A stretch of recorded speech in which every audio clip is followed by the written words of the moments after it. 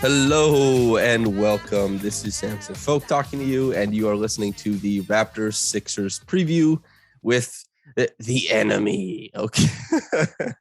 I'm talking to Jackson Frank, who started out writing about basketball, yes, of course, but came with this big focus on the Philadelphia 76ers. Now he writes league-wide, Dime Up Rocks, basketball news, Liberty Ballers. But I tell you this, I've had him on this podcast before. You've heard him talking about the Raptors in particular.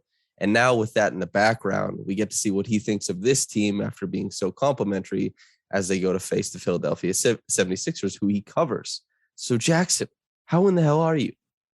I'm doing well. I'm really looking forward to this series. It's, clearly a team with divergent styles and personnel, and it should be a really interesting series to watch and analyze over the next couple of days, as it's been the last 5 days to analyze and break down. Are you able to be completely objective when it comes to the 76ers? I think for the most part, beyond, people who know my work know I've got a pretty, I have an appreciation for Joel Embiid more than other players. But as a team, I don't really care how they do, beyond it's cooler to cover a team deeper in the playoffs because it magnifies your work and your coverage. But on a night-to-night basis, I don't really have an interest in how they do. But obviously, I really enjoy Joel Embiid, and it's fun to, have your team be one of the last standing because, as I said, it puts a little more emphasis on your work. I think in our field, it seems like people do a pretty good job of rewarding the people who cover the team all year and from a very close personal lens. And so I think that from that perspective, I want them to go deep, but I don't actually have much of a rooting interest in how they do on a night-to-night basis or even the playoffs. But from my chance of getting my work recognized, there's definitely a little bit of, appreciation when they make it farther, but I don't actually have much of an investment in them. Okay. So from you want your work recognized down the line of this playoffs point of view, does anybody on the Raptors put the fear of God in you? Are you like, oh, holy smokes, this guy, I don't know what's going to happen in this series? I think, just based off how the season series went, to me, it's obviously Pascal. Good. and then also Chris Boucher. I don't know exactly what his numbers are this year against the Sixers, but he's had a couple of huge games, especially on the offensive glass. He's so good at kind of using his timing and length to crash in there. Obviously, he's dating back maybe 2 or 3 years now. He's had some big games against the Sixers. I remember last year when he really gave Dwight Howard fits in one of those games at maybe 3 or 4 threes in the third or fourth quarter of a game when they came back. So those would be the main guys to me. But obviously, Precious Achiuwa has done well on both ends in a couple of games. I think back to that March 20th game, especially when he was really good against Joel Embiid, whether it was fronting or matching his quickness. So those are the three to me that really stand out. But obviously it starts with Pascal, who's just been, on a tear, and, we'll get into it, but he's basically been able to cover for the fact that Fred VanVleet has not been very good post All-Star break. And so, they haven't really missed a beat despite their All-Star point guard struggling mightily. And that's largely been on the back of Pascal making a very credible and late season All-NBA charge. So for anybody who's listening, they've heard me talk about what the Raptors do to stop Joel Embiid. They've seen some of the video breakdowns. They've heard me talk about on the podcast, but I haven't talked that much about how the 76ers will look to stop Pascal Siakam. And while the answer might seem obvious to some people, maybe it isn't to others. So from your point of view, is there a cascading series of events that you want to see happen? Like something they try first. If that doesn't work, here's what they go to second. How would you guard Pascal in that series? Yeah, it's tough because, when I talk about clash of styles, one of the biggest things is kind of the Raptors are this team that it's really athletic and long and mobile and quick in the front court. And while they're maybe not they're not maybe the most traditionally skilled team, you're not talking about them being this incredible passing team and who can shoot the heck out of the ball, maybe beyond, a Fred or, a Pascal. The Sixers are the opposite, where they're very skill-based team. They're not flying off the ground with their front court. As good as an athlete as Joel is, he's not some explosive leaper. They're very much more skewed toward the ball skills, the shooting, whether it's Tobias Harris, George Yang, Danny Green, Joel Embiid, even James Harden. And so that makes for a very tough place to be when you're matching up with a guy like Pascal Siakam, who is long and quick and mobile and all those things. So I wouldn't be surprised if we see Danny Green get the first crack. He's obviously going to start most likely. Doc Rivers talked last week about them kind of starting Danny the last few games because of continuity purposes, given the fact Matisse Thybulle will not be able to play in at least games 3 and 4 and a possible game 6 if it gets that far in Toronto. He did some okay things last week against Pascal. Pascal was obviously sensational. But Danny still, for all of his decline in terms of lateral mobility and things like that, still has good strength, still understands the angles really well, good hands. I'm not saying he's going to slow Pascal. I don't predict us to have a repeat of the 2018-19 series by any means, in part because of the personnel the Sixers have now, and also because Pascal is a much more well-rounded offensive player. But I think we'll definitely see long stretches of Joel on Pascal. And as I mentioned, it can't be a carbon copy approach to 2018-19 where it was largely like, okay, Pascal, we know you love to put your head down and use your quickness and kind of your handle to get to the rim. Let's just have you shoot jumpers and have you shoot off the dribble and shoot above the break threes. And that's not really your game back then. Now Pascal is pretty comfortable from mid-range and shooting off the dribble. And, I think he has more counters to, find his room and space in the paint. We saw, play late in that game last week where Joel was on and Joel kind of got caught reaching. Pascal drives, little ball fake, spin, finish, had another really nice finish through contact against Joel. So Joel's proven to, kind of step it up defensively the last few years in the playoffs. So I think, even if this is a tougher matchup, I'm not saying he's going to shut down Pascal, but I think he could perform better than he did on Thursday. But point being is, clearly the Sixers kind of went to their break, in case of emergency option by putting Joel on Pascal late. And Pascal wasn't really bothered the same way he wasn't bothered by George Niang and Danny Green and Tobias Harris. So that's where I think they'll go. But I don't expect it to be some really seamless situation and answer like it was in 2018-19. Obviously, Pascal was farther down the pecking order back then, but the Sixers had quite considerable success putting Joel on Pascal, but I don't expect that to be the case this year, even if Joel is able to limit, the all-NBA caliber forward. So when we think of how the Raptors guard Joel Embiid, they don't ever really expect one person to do it. As you talked about, Precious Achiuwa has had a good game.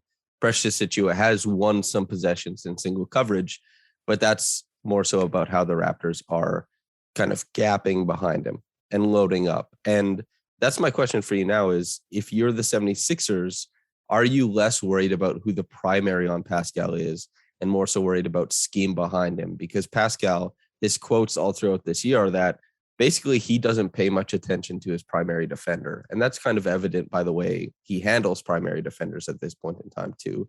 So what would you try to do behind a Danny Green, or if it's Niang switched on to him or something like that, or even Joel Embiid? You asking if from the Raptors perspective, what I would be doing, in terms of help against Joel? Is that? No. I mean, sorry. How would you help against Pascal? Because the Raptors, the Raptors we know are going to run the gambit of like, we're going to overload on Joel and make guys make shots. Do you expect a similar schematic bent from the 76ers versus Pascal? Yeah, well, this is where you kind of run into some issues with the Sixers personnel, right? Because their two best helpers that will be available for every game are Joel Embiid and Danny Green. But those are also your two best options against Pascal. Harden, his off-ball defense is kind of ebbed and flowed with the Sixers. At times, it's actually been pretty solid. At times, he's just been a step slow because he doesn't have the lateral quickness. Other times, he just isn't, offering the level of necessary attention or attentiveness. So I think you'll probably see Danny Green start out as a primary guy and use Joel as a helper, because you want Joel to be able to kind of clog those passing lanes. The Raptors aren't a huge, shooting team, and they're already crashing the glass a lot when guys get in the lane because they want to be well positioned for an offensive rebound, which is, obviously a integral part of their half court ethos. Joel has those great hands, so we can maybe clog some of those passes to guys in the dunker spot or cutting from the baseline, the short corner. Danny is similar, where he's obviously not the same caliber of help defender and, with his size and whatnot, but still has some of the best hands in the NBA, and his timing is really good. So in that vein, I don't think I'd be surprised if we see Tobias get some minutes on Pascal. I don't think that's a good matchup for the Sixers. But you have to kind of allow your help defenders to be available at times. You can't put them on Pascal all the time because, as we all know, Pascal has become such a good passer when people, just shade a step or two in his direction on drives and face ups. And, those interior passes have become so good this year, and he's so patient. Obviously he's not Giannis, but I think you see some similarities in kind of the way they approach downhill drives this year with their pivots and their counters and their ability to make reads when people send help.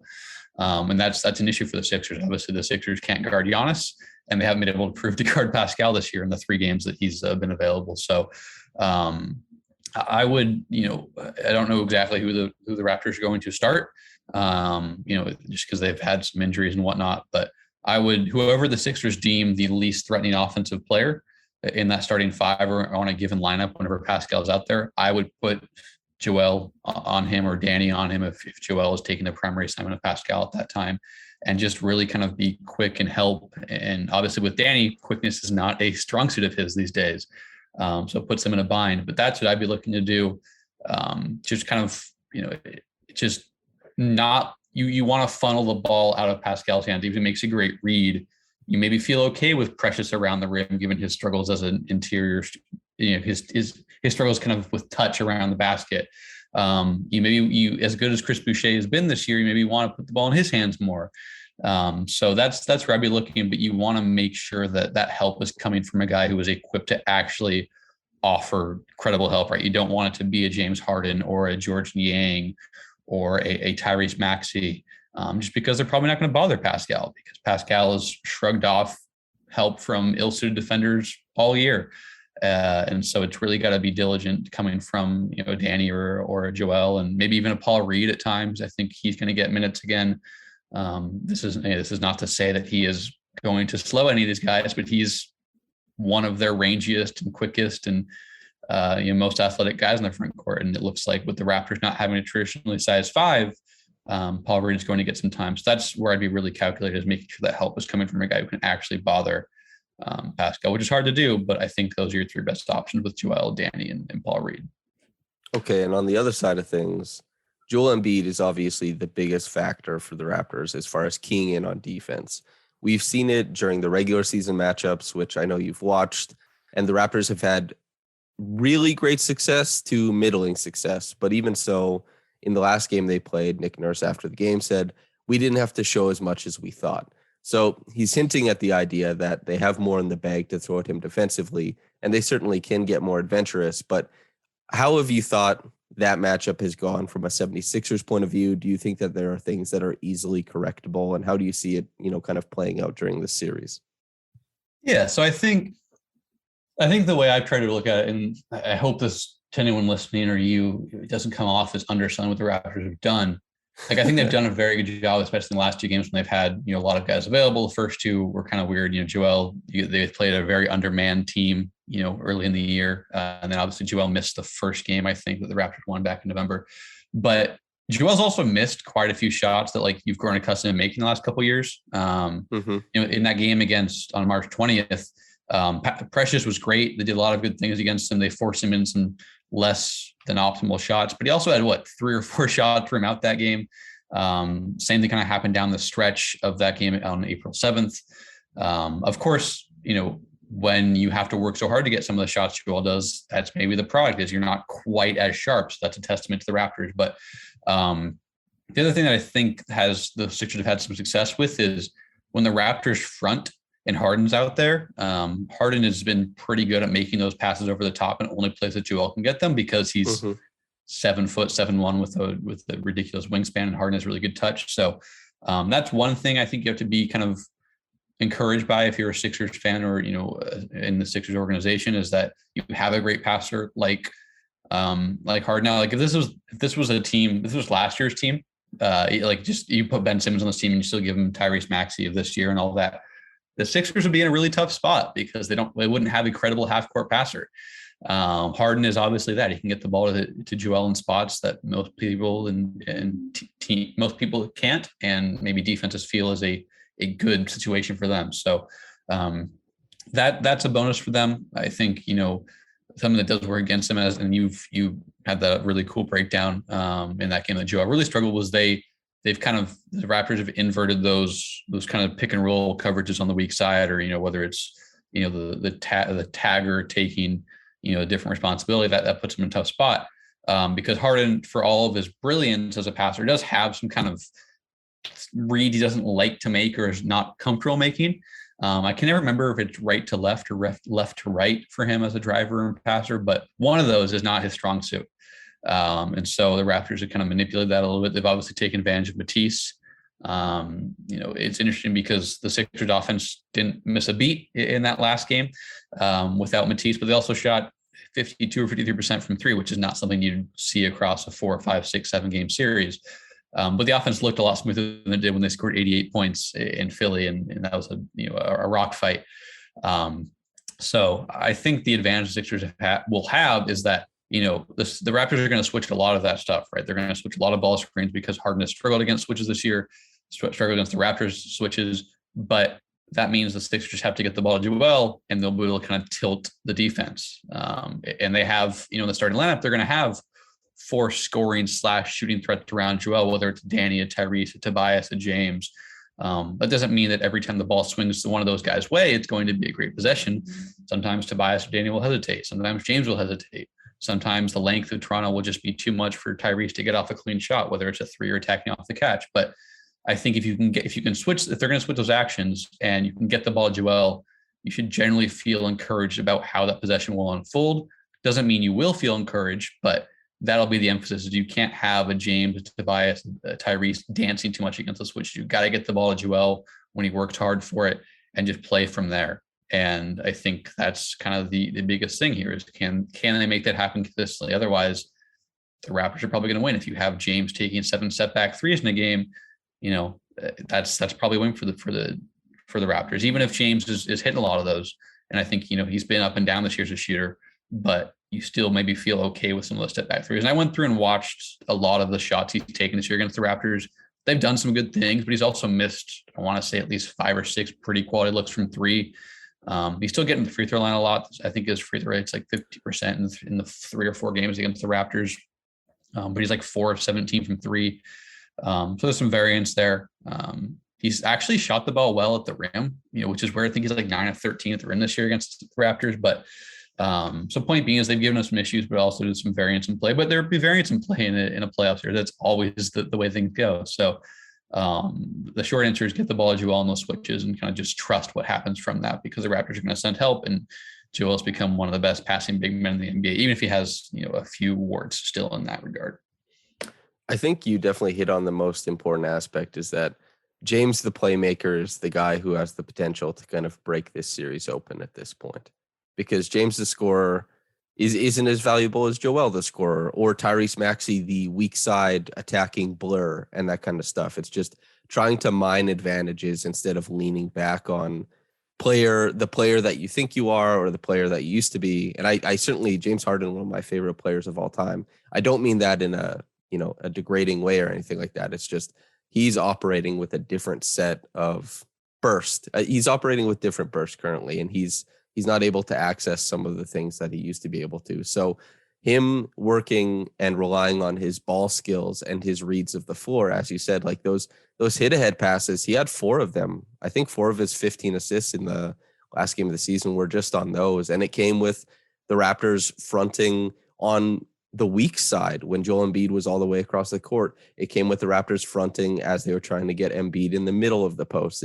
There's a very wide array of passes that James Harden can make, and it seems more dangerous to utilize him like that than it would be for the, as you said, like isolations, whether they work or not. It seems like better offensive process to rely on his playmaking. But it is interesting to think about how that'll turn out. I'm curious what you think about Tyrese Maxey and Tobias. Well, let's do Tyrese Maxey first, and how you think he'll fit into this series, because I think he could be somebody who just completely breaks the Raptors defense open over and over again on just attacking the weak side when they're tilted already. Yeah, I think you summed it up really well. Like on both fronts, that you probably need Harden to be more of the playmaker than the scorer, because I think Maxey is set up really well in this series. He's played well against the Raptors in all 3 games, I believe. At least two of them. He had 33 in the game with, or all four, excuse me. So many key guys missed at least one or two of these games. It's hard to keep track, but Tyrese did not. Tyrese played all four because he largely was ready to play heavy minutes in basically every game this year because he's a delight. But had 33 in the game without Joel, 22 in the loss last week, and had a personal 7-0 run that kind of brought the game back from teetering to a double-digit loss to a game that came down to the last 2 or 3 minutes still. And it's, as you said, I mean, just the Raptors are so aggressive, just in general defensively with, their high turnover rates and playing the passing lanes and whatnot. And especially against, sending help to Joel and sending help to Harden, even at times, that there's a lot of creases in the defense for Maxey to exploit.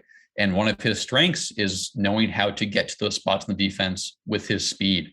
And he's done that really well this year against the Raptors, especially. So I think you need Harden to be this primary playmaker who still is able to get his 13, 14, 15 shots. One of his issues against the Raptors this year is that his scoring volume is a little bit more limited just because he hasn't been comfortable to get to the shots that he wants. I think he's averaging about 12 shots per game against the Raptors, about 15 on the year, about 13 and a half with the Sixers. And so that's the biggest concern is beyond maybe some shooting variance. You just worry that he's not going to be able to get off the volume that maybe he needs or you need as the Sixers, which lends itself to being like, okay, Harden, you're still as good a passer as you've ever been. Let's get the ball into the hands of Tyrese, who is not as good of a passer, but might be more equipped as a scorer than you at this stage. It doesn't make you a better player. Like you still are catalyzing these opportunities for him, but he has a level of speed and maybe kind of shot diversity that you don't right now. So let's leverage everything you do as a playmaker and Joel, you do as kind of a commander of attention and say, okay, Tyrese, do your thing. You average 18 points a game on well above league average efficiency this year. You're a very good shooter. You can get to the rim. You can get to that mid-range. Let's let you do your thing. So I think he's going to be a guy that you want to get maybe more scoring volume than he had in the regular season.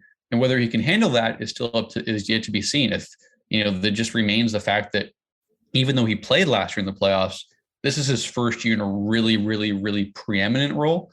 He was very much a change of pace guy last year, gave him a good injection of energy in that game 6 against the Hawks last year. But it's a different story when you are a starter and probably the second best /2B scorer on this team. And you can, whatever you want to say with Harden, obviously Harden can still get to the foul line a lot, which is important. But it's a different experience, a different way that teams guard you. So we'll be curious, but you have to be encouraged from what he did this year against the Raptors. And so I agree that you probably want Harden to be that playmaker and really give Maxey a lot of touches as a scorer. And I think you probably want him to get at least the same amount of shots as Harden, probably more, just depending on how things go. I expect we'll see Harden have a couple of good games to start the series just because this year when he's had prolonged rest, he's been really good, whether it's immediately after the trade to the Sixers. I think he had some good games early in the year with the Nets when he had a lot of actually really good games with the Nets at times, but a lot of them came when he had a little more rest. So having about a week off, I would expect him to have at least, a couple of games where he's really good as a scorer, but I don't think that's going to be the case throughout. And that means you're going to have to give Tyrese a lot of touches, and he's earned them throughout the year, but we still need to see whether that translates to the playoffs. I think it should translate pretty well. Tyrese is shown to be a guy who just is always ready for the moment, which sounds a little cliche, but it's really the truth with him if you've watched him. And so that's where I would go, is really on him as a scorer, because I think he's well equipped to exploit kind of the Raptors' frenzied defense. Do you think there's a possibility if James is limited as a scorer, let's say it's game 4 or something like that, that the 76ers isolate Maxey on the side of the floor where Embiid and Harden are on the weak side and just try and let Maxey beat a guy in isolation? Do you think that's something that they might go to? I think they could at times. I worry a little bit because as good as Tyrese is, like, he's still a 6'1", 6'2" guard who is incredibly explosive, but you got to be so explosive at that size to get an advantage against a 6'7", 6'8", 6'9" guy who can cover ground like that. So I worry a little bit about how effective it could be, but I wouldn't be surprised if we see it if they get kind of the right matchup. Obviously, the Raptors are going to switch a lot, and as much as they don't really surrender, any sort of advantage with that kind of that glut of rangy wings, they're not all made the same, right? Some of them are a little more mobile, some are a little more disciplined and quickly to react to movement. So if they get the matchup they feel is right, I wouldn't be surprised if we see that. Like I think Chris Boucher has been really good this year in a lot of ways, but I don't think the Sixers would be really deterred from maybe, if they get Maxey versus Boucher. Like Boucher still has some issues kind of with, if he can, with changing directions quickly, flipping his hips around, things like that. So I wouldn't be surprised if that's maybe the matchup we see, or, like even a Scotty at times. I think Scotty's done some really good things, but you still see some limitations in his lateral mobility. So maybe in certain matchup, but I wouldn't want them to just be like, oh, we got Tyrese isolated, let's attack. You got to be very diligent with who is on Tyrese, because as much as you could just say every Raptors wing is the same defensively, that's not the case at all. They help collaborate on a very like-minded nature defensively, but they're all distinct in their own ways, and you got to be very cognizant of that. But I wouldn't be surprised if we see it, but I don't think they should just mindlessly embrace it all the time. Okay, now the trio of Fred, OG, and Gary Trent Jr. Let's start with Fred first. From the 76ers point of view, how do you feel coming into this series? Knowing how he's been performing since the All-Star break, knowing that he's been laboring with that knee, where do you think the stressor points are for the 76ers defense? And do you expect Fred to be able to access those and to actually deliver offensively at a decent clip? Yeah, I mean, it's just first off, it's really a bummer. Fred was so brilliant through 4 months. I just want to like acknowledge, even if I'm going to talk about maybe some of the worries I have, I want to just get like Fred has been such a joy for 4 months, and even he's had some fun moments even post All-Star break. Clearly wasn't quite able to handle 38 minutes tonight given his monstrous two-way workload, which most players aren't. I don't think that's an indictment on him. It's just the reality. So I don't know where the Sixers are going to go. I honestly think we'll probably get Maxey on Van Fleet for stretches. And I think in some ways that will be okay for the Sixers, but one of the areas Maxey still is really working to nail down consistency with defensively is kind of things on the weak side. When kind of the action can get jumbled or a little confusing, he can kind of struggle to kind of know exactly what his decision-making process should look like. And one of the things that Fred is really good at is just kind of like slyly relocating around the wings. And maybe you think he's not in a position to shoot, but his range is so good that he just kind of moves up from maybe the kind of the corner to like the slot or the 45 cut area. And he's 33 feet from the rim, but you're like, oh, okay, I'm good. But all of a sudden the ball swings his way and Fred takes a wide open three from an area he's comfortable, and you're like, crap. And so that's something I think Maxey could struggle with. But I think on the ball, like they both have really good center of gravity. And Maxey is, I would say, inconsistent, but generally solid navigating screens. Even if it's not like perfect by any means, we're not talking about a Herbert Jones or Mikal Bridges type guy there, but generally pretty solid. So I think that could work in his favor in pick and rolls. But the Raptors have some pretty good screeners. I think namely Kem Birch is very, you can correct me if I'm wrong, but I feel like he's been a pretty good screener throughout his career. I don't know how much he's going to play, just if they're all healthy, but that's a guy that can maybe force some suboptimal switches, for Fred, or I guess favorable matchup for Fred that are suboptimal for the Sixers from the Sixers perspective. But I don't know what to expect with Fred. You'd imagine that a week off, or maybe a little more than a week off, helps him. I can't remember the last time he played. Maybe was it that Atlanta game? Maybe, I don't know exactly when he last suited up. But that should help. But I don't know. I mean, he just struggled so much, and I think he's still been solid defensively, but clearly has not had that same level of kind of verve and range and activity defensively, whether it's playing the nail and being a step slow, recovering to his man after a stunt, or it's navigating the screen or staying in front on the ball. So I do worry about Fred a lot, and I think he's really important to the Raptors, and I like them getting it. Like I think if Fred and Pascal, if their peaks converge in the their regular season peaks converge in the playoffs, like I wouldn't be surprised this team makes it all the way to the Eastern Conference Final. I think they're good enough. Mm-hmm. But Fred has not played anywhere close to even in All-Star level, over the last couple of months, unfortunately. So I don't have a great expectation for him really. I wish I had more insight there, but it's just so tough to know because it's really been a tale of two seasons for Fred. And I think if he's at his best, he's going to give the Sixers a lot of issues because their point of attack defense is not very good. And it's even worse without Matisse Thybulle in half the games or so. At least 2 of 4, maybe 3 of 7 or 3 of 6.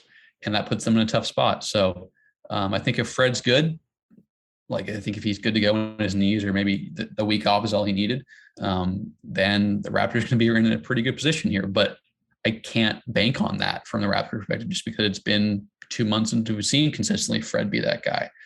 But I do think he'll still have some success kind of with his relocation instincts against Maxi's, maybe still in progress defensive awareness. Mm-hmm. Wait, you brought up so just for context, Fred has said at some point in the middle of March that he thought that rest wasn't helping his knee, which A is really bad and B is sad as well. And then the next thing is that with that off-ball awareness stuff, Fred is shooting less than 30% on catch-and-shoot threes since the All-Star break. And this is a guy who at some point in January on really heavy volume was shooting over 50% on catch-and-shoot threes. So there's something going on with the shot. And he's also a guy who was really, really great against drop coverage this year. But since the All-Star break, since that knee, has also been fairly poor against drop coverage and has been getting blitzed a lot more often because of his burst being a little bit lacking. So how he fares in this series, and you are so correct to point out like how good he was. Fred at his size, considering what he gives you defensively, at one point this year was 22-7 on 59% true shooting. Just really, really great guard play. And if that converges, then yes, it's super exciting. But I'm in the same boat as you. I have no idea what kind of Fred VanVleet you're going to get. The shooting can range from incredible to obviously it's been pretty bad. And that's even just as a supplementary guy. That's not even including what he's doing off the bounce and that kind of stuff to manipulate out of the pick and roll. Because while the Raptors have gone to, and you've seen this in the film, they run a lot of pick and roll with Siakam versus the 76ers, which they've typically, Nick Nurse hasn't given Siakam that many pick and roll possessions. But against the 76ers without Fred, he kind of takes that on. And so that's been really interesting. And I think we'll take this opportunity to move to the next guy who does fill in a lot of the roles that Fred has offensively when Fred is gone, Gary Trent Jr., who dribble handoffs, pick and rolls, these actions with Pascal late in game. Gary has had a lot of success scoring in the clutch against the 76ers, running a lot of those same actions with Pascal that Fred would. What have you thought about Gary, and what do you think about Gary in this prospective series? Yeah, the one thing I would last note about Fred is the kind of the thing that I would monitor or would have monitored maybe if he was at full strength is if the Sixers, let's say, put Joel and Pascal and said, okay, let's just see what we can do there. Like the Raptors could just say, okay, Fred, we're going to have you run a bunch of inverted pick and rolls late in the game and force Joel to make a decision, whether it's Maxey or Matisse or someone else guarding Pascal. Do you want to switch that? And now if Fred is not a real capable, threat when he pops or he slides off of those screens, it makes it a little easier for the Sixers. That's a bummer. But that's the other thing I wanted to just know. I think that's something you could see late in crunch time if the Sixers, if Fred looks healthier or better. But with Gary, I mean, he is such an interesting player because I feel like how do you even scout for him? He just feels like either the shots go in or they don't, and they all are kind of the same, and they're all tough, but they're impressive. He gives this team some pretty important kind of bailout options in the half court. So, I mean, obviously he was great last game. He was a key reason the Raptors came back and won that game. But he's also had a couple of, at least, I think he's played 2 games against the Sixers this year, maybe more. I was looking at it yesterday, but I couldn't. I think he's played exactly. 3 because he was in the December 28th one. Okay. Yeah. He played all 4. I stand corrected. My goodness. He played all 4, averaging 19, 3 of 4 on 49% true shooting. 38% from 3 though, so that's always a benefit for the Raptors. I think we'll see a lot of Matisse on Gary when Matisse can play. which is a really weird statement to say. But hey, not anything that they can control, at least beyond Matisse. I think we'll see a lot of him on Gary, and I think you could see some pretty considerable success. Just with Matisse's ability to navigate screens and kind of his timing and his capacity to disrupt jumpers. There aren't a lot of players and defenders who can actually credibly impact the outcome of a jumper. I think Matisse is one of a handful of guys, and that's why he already has an all defensive, berth to his name. But in Toronto, I do wonder where they go. If you're putting Danny on Pascal and help with Joel, are you going with Tobias? Because even though Tobias isn't a great rebounder, super athletic, he can still kind of attack the glass better than a lot of guys can inside. And you probably want to keep Tobias somewhere near the rim to kind of quell Toronto's thirst for constant offensive rebounding chances. So I don't think Tobias is a very good matchup. They're well equipped to guard Danny or to guard Gary. Excuse me, Gary, Danny. A lot of names like that apparently in this series. So and then where do you put Tyrese on him, because Tyrese had some good possessions in this last game against Toronto against Gary, but he's also just too small. Like Gary will shoot over the top, and that's been one of Tyrese's downfall at times this year. He can be really well positioned on the ball and slide and stay in front of guys, but they'll just shoot over the top, and he can't do much about it because he's not tall, in terms of perimeter defense standpoint, and he's not super long either. So I think you'll see a mix of that. But then if you put Tyrese on Gary and you say, okay, maybe you can get to his hand a little bit and slide well, then who do you put on Fred VanVleet? And that's where this whole kind of mystery box of Fred comes out, because if Fred is a guy who's still shooting 28% from three and has a 48% true shooting, like if you're the Sixers, like with all due respect, like you probably don't care who guards Fred, right? Like for the most part, I'm not trying to say not trying to be an indictment on Fred, because everyone, like if and other people know that I think he's had a great year, but if that's who he is, you don't bother much. You don't worry much about him, right? Like it's just the reality of things. So, but if he's really good and he's the guy who can give you 23 points in 4 threes and 4 of 9 from three and be the playmaker, then you kind of have to reprioritize him defensively. So there's a big ripple effect with, depending on what version of Fred we get here. But that's where I stand. You'll see Matisse on Gary a lot in those games that Matisse is available. And otherwise it'll depend a lot on what version of Fred shows up. But Matisse, at least in the Philadelphia games, I think will get a lion's share of the minutes on Gary. I think it's obviously at a completely different level to James Harden, but there is some self-authoring power that Gary has in this series, where if you get run off the line, are you settling for what like you're really comfortable with, or are you trying to extend that dribble and get to the rim a little bit? And we've seen Gary, just for your context, like the Raptors this season, Gary gets to the rim more often late in games when guys are really kind of running up on his jumper, because he's shot so well late in games as far as the jump shots go. Like it's been good for him. And so I wonder if he can do that more consistently instead of just kind of, lazily loping into that 17-footer off the bounce or something like that. If he can try and get something more concrete to push the 76ers and that kind of thing. And also another important aspect is with Fred and Gary, more than anybody else, especially considering how they shoot off the bounce, being able to make Embiid vacate the paint is pretty damn important for the Raptors' offensive rebounding prospects. And if either one of them is running a dribble handoff, a pick and roll, whatever, where Embiid has to come up a little higher, what that returns as far as offensive rebounds should be really, really interesting. And so OG Anunoby, a guy who I'll have a video on Yahoo Sports in I don't know, the person who's listening to this now, I don't know when you're listening to it, but it'll be in an hour from now for you and I, Jackson. I think OG is going to be really, really damn good in this series. I'm curious what you think. Yeah, I mean, I think he is very much kind of the guy that could really eat up the soft spots in the Sixers defense. He could kind of be the Tyrese Maxey, just in that sense. Obviously, they're very different players. I'm not comping them whatsoever. So aggregator, stay away. But I guess I'm an aggregator at times too. So I should tell myself that. But yeah, I think, he's a guy that has a blend of strength and athleticism in the front court that the Sixers don't reciprocate, because that's just a weak point in their roster construction, is that kind of that blend of size, athleticism, mobility on the wings. So I think he is a guy who, whether it's the catch and shoot threes, or it's, attacking, or it's maybe posting up a little bit, we've seen gradually, the last few years, OG's self-creation, abilities, increase bit by bit. And so I think he's really well suited to attack the Sixers defense.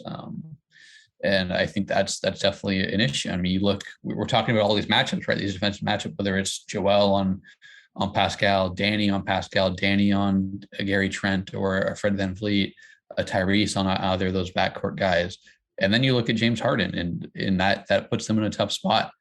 Because again, I don't think James has been some like awful defender with the Sixers. I think he's been very much up and down. He's had some pretty impressive games and some impressive moments, but he just is also limited. Like he doesn't have the lateral quickness. And I'm not saying, OG is not some like blow by guy for the most part.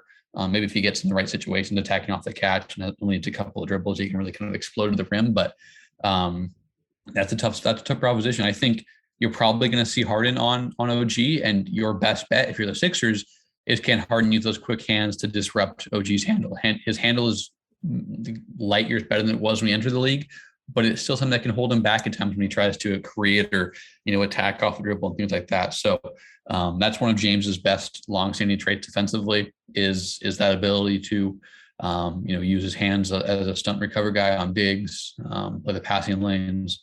And I think that's kind of the other thing that you're going to look for. And of course, the note thing everyone talks about with Harden all the time, defensive, it's such an underrated post defender. And that's one of OG's, best traits, I think, as a self-creator, when he gets when everyone devotes attention to a Fred or a Gary or a Pascal and they leave their third or fourth best defender, OG says, okay, I will just, if there's an opportunity, I will attack that with my size and kind of back down. Maybe gets that turnaround jumper that he's really liked this year. And so I think like if Harden is on him in kind of a straight line situation, I think he could have some success. If Harden is having to like tag and recover or stunt recover or like rotate back on the weak side of things and OG gets the ball, they're going to be in a really tough spot because Harden doesn't have that lateral quickness to kind of compensate. But I think those will be the situations you see OG getting the ball more so than, really attacking on a post mismatch or attacking from the straight line, because I don't think that's what OG is best suited for. And I think Harden can limit some of that. So that's, it seems like I'm complimenting Harden. I think he could do good things, but I think the situations OG is going to get the ball quite often, maybe they don't have Harden on him. It could be Danny Green, but same thing applies. Danny is not very good in those kind of stunt and recover situations, things like that. Like he knows angles, but sometimes he just can't cut off the angle anymore these days. Maybe the same thing with Harden. So I think OG is really well prepared to be that high volume release valve, in the half court. Obviously, it comes down to can the Raptors in the half court tilt the Sixers, because we know I think the Raptors are like 26 in half court offense according to Clean the Glass. But if they can kind of at least throw the Sixers into motion whatsoever, the Sixers are going to have a tough time recovering from that. And I think OG is kind of uniquely qualified to exploit the Sixers' lack of athleticism and speed in the front court. Mm-hmm. That's exactly it. I think so. The Raptors, they're 26th, if I remember correctly, in half court, and then their offensive rebounding bumps them up to middle of the pack as far as like points per play and points per possession, kind of like the Grizzlies too, right? Except the Grizzlies have a higher ceiling. They just rebound the hell out of their own misses. But yeah, you're absolutely right. That's my thinking as well, is that eating the soft spots and existing in all the places that are less glamorous is where OG Anunoby made his money, and he's expanded beyond that some, but also he can revert back to that for a playoff series and have lots of success. You can think back to the bubble series of Boston versus Toronto, where OG played center and became like the de facto screener to free guys up, to roll to the bucket, and to pick and pop. And all of that is on the table and available for them in this series as well. And not only that, but the pin downs, the dribble handoffs where he can get downhill, as you talked about with a head of steam, he can actually be quite intimidating heading to the rim. And how the post up offense turns out, because they have used him as a post hub quite a few times this season. What they decide to do based on personnel, I think is really interesting. But there's so many avenues to success on offense outside of just strictly catch and shoot guy, which he'll also probably be good at, or at least decent at. And then defensively, he's going to have something to give as well. So I think a big series for him, regardless of anything. But Gary and Fred are where you can really start flipping this series on its head. And their bench of Thad, Boucher, and Precious. Because Precious, there's probably a version of events where he ends up starting games. And if he's shooting well from three, especially above the break, things could get really hairy for the 76ers. And adversely, things could get really hairy for the Raptors if Harden is passing really well and guys like Niang and Danny Green, even Thibault are hitting threes. That's when the Raptors defense is just no longer tenable at that point. So, man, interesting. Very, very interesting. Benches. What do you think about the head-to-head bench matchup? Obviously, transitional lineups are the bigger thing instead of just, hey, what's your bench? But I'm curious about how you think they match up. Yeah, so I think the Sixers bench rotation is probably going to look like Shake Milton, George Niang, Paul Reed, maybe one more guy I'm forgetting here. I should know these things. My goodness, I guess Matisse Thybulle in half the games would be their fourth bench guy. Otherwise, I don't know. They could go to Isaiah Joe. They could go to Furkan Korkmaz in the games in Toronto. They could also just go 8 deep. But I think you'll obviously see Matisse off the bench. No DeAndre? Not at least. Well, I mean, who knows with Doc? But, that's what I mean. Yeah. Yeah. But Doc, obviously Paul Reed started to kind of get some rotation minutes. I think starting with I want to say the Pacers game, the game before they played the Raptors last week. They played the Pacers on last Tuesday. And then Paul Reed, that's Pacers, obviously a small team, given their limited options in the front court right now, or at least I guess previously since their season's over. And Paul Reed has generally gotten the backup minutes because they played a bunch of small teams to close the year, whether it was Toronto, Indiana, Detroit. Actually, the only three teams that played to close the year when Paul Reed got minutes. But who knows? I mean, and he said that when teams are small, they're going to play Paul, and when teams are big, they'll play DeAndre. I would play Paul Reed regardless. But that seems to be the Toronto seems to be an opportunity for Paul Reed to get minutes, and rightfully so. He's actually been pretty impressive. Was up and down in that game against Toronto, did better things than DeAndre Jordan's done in his time with the Sixers. So I think you'll see Paul Reed there, and that's a boon for the Sixers because Paul Reed is probably this team's best rebounder, which maybe is an indictment on the rebounding, but is also testament to his ability to quickly get off the ground, read where the ball is going to come off. Pursue rebounds with the level of athleticism and speed that most guys can't on the roster. So we'll see him.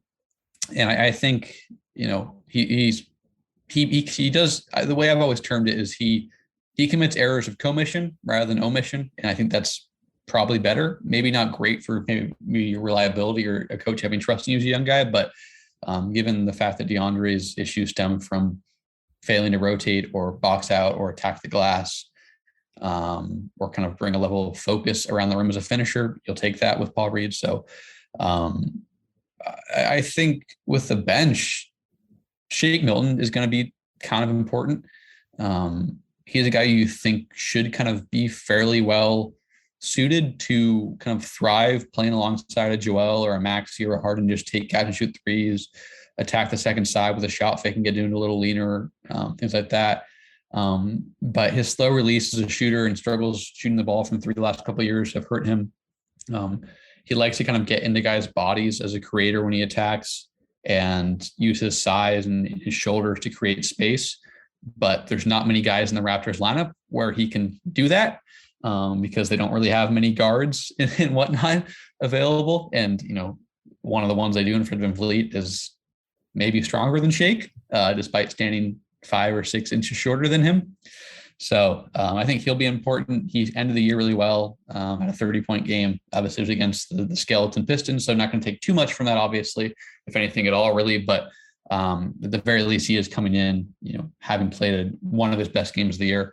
And he's a guy who it seems like is always kind of tied to his confidence in his shot making, but that's with a lot of bench scores, I would say. But otherwise, George Niang, has been awesome this year, but it's like kind of with him, if he doesn't hit his threes, he's going to be a liability in this series, just especially with kind of the discrepancy in athleticism of the front court guys he'll have to match up with. But he's hit his threes at basically 40% clip all year, and has a quick trigger and is paired well, with Joel and James, whether it's running those pick and pops, the change, or being just a release valve on post kickouts with Joel. And then, Matisse, I don't know what to expect from Matisse, really. He's definitely not been as good as last year. He's better offensively. Harden's helped him do some stuff. They've developed nice little chemistry in the dunker spot when Joel's in the post. But all that stuff is tougher because of the length of Toronto, making things tough around the rim as a finisher. And he doesn't really have ball skills. A lot of people have, when he got traded here, a lot of people comped him to Bruce Brown.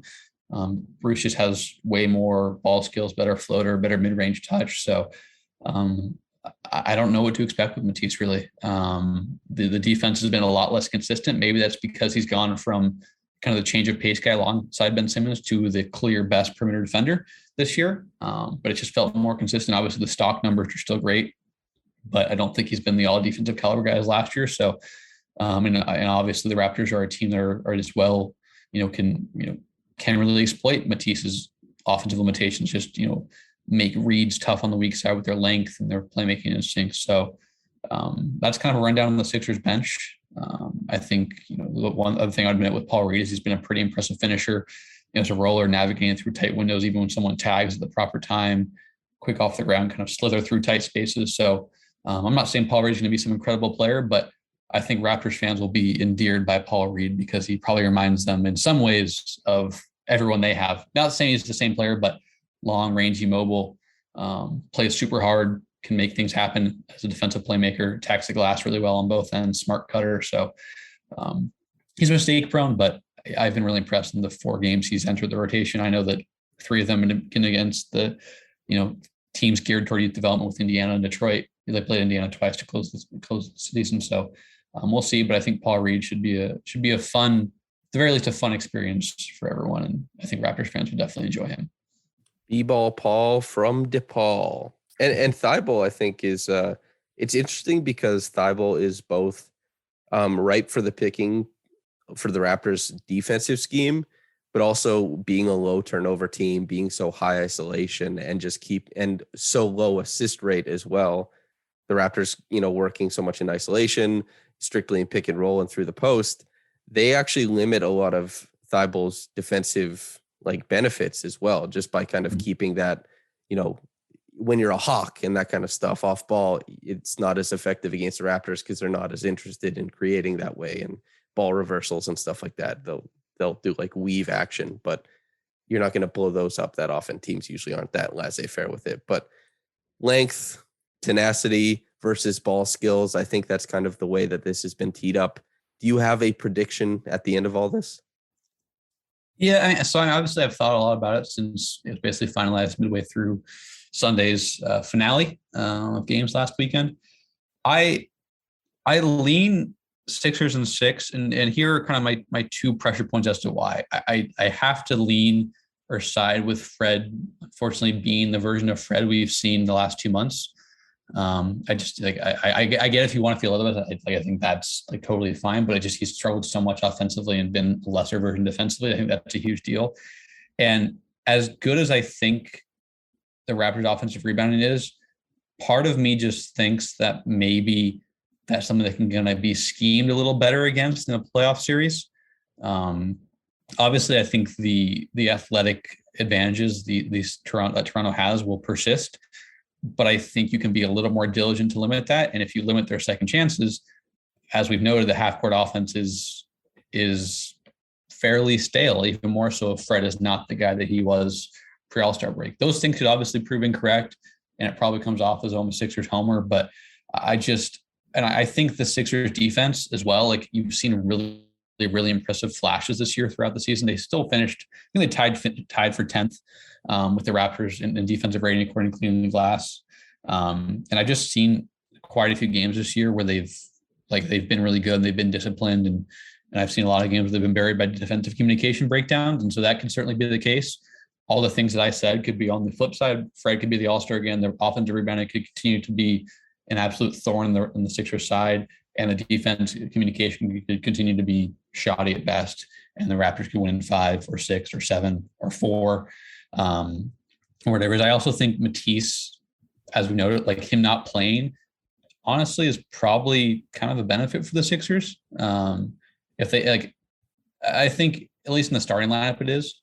I think the ripple effect of maybe playing a guy like Furkan or Isaiah Joe could be the issue. But people know that I'm not a huge proponent of Matisse as a starter. I just think there's been too many times where his defense is not good enough to offset the way that other opposing defenses really exploit his limited offense. So, and that's where I stand. And I also speculate, or maybe even posit, that like not being able to kind of acclimate to Matisse's tendencies defensively works in his favor in the games he plays. I don't know. This is just I could be wrong on all these things. I'm not trying to come off as like some big, Sixers person, but I think Matisse is a guy the more you get to play against him defensively, you get comfortable with his tendencies, know how to exploit them.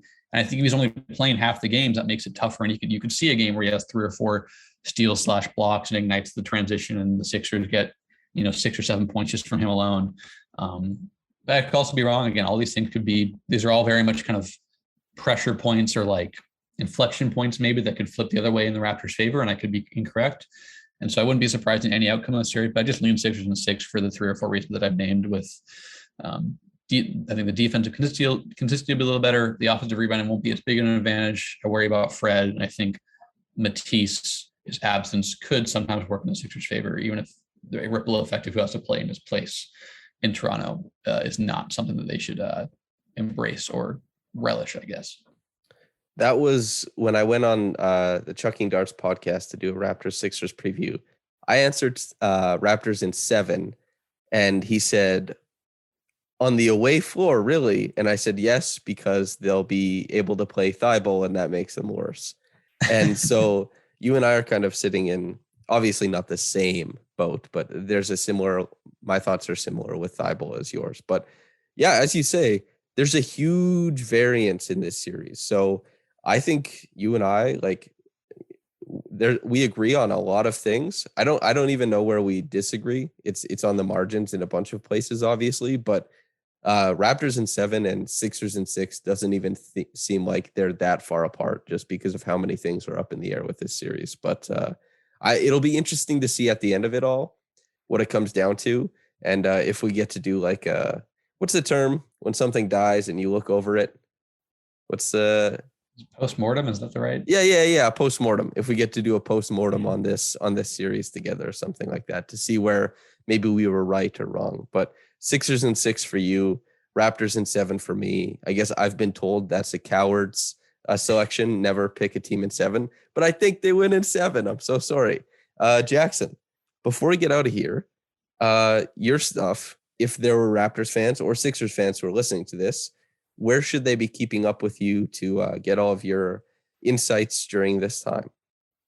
Well, one, I would say if the Raptors win in 7 games again against the Sixers in the playoffs, the Sixers fans might be doubly permanently scarred. I'm sure they're already permanently scarred from the last time these two teams met. But that would certainly traumatize them even more, I'm sure. But you can find me on Twitter at JackFrank_JJF. You can find my work at Dime Up Rocks, Basketball News, The Analyst, and Liberty Ballers. I'll have a pretty extensive preview of this series, largely from a Sixers perspective, because I cover the Sixers over at Liberty Ballers either today or tomorrow. So anyone can check that out. Appreciate you having me on. I'm really excited for the series.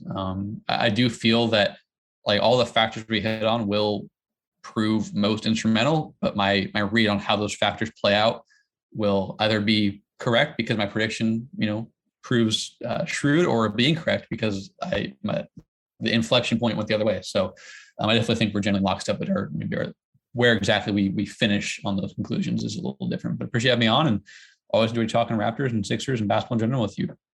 Yeah, man. I'm looking forward to your preview coming out, and I will print it out and add it to Lewis's and make a small coffee table book to hand out before the games. Jackson, thanks so much for coming on, man. I hope you enjoy the rest of your day. And listener, I hope you enjoy the rest of yours. Get to listen to a little bit of Jackson's insights about Philly, how they operate, how they succeed, how they fail, and how that might pertain to the Raptors in this series. Thanks for tuning in, whether you got into it in the morning or at night. Have a blessed day and goodbye. Hey, we got a podcast. I'll let you go right away though, because it's your day off and all that. This will actually be up in like an hour probably, and then so you'll be tagged in it and everything like that. So yeah, we're all set, man. Thank you so much. My taxes today, so that's a riveting experience. I'm not looking forward to that as a freelancer, but that's the way it goes. Taxes. Taxes. Put them off long enough.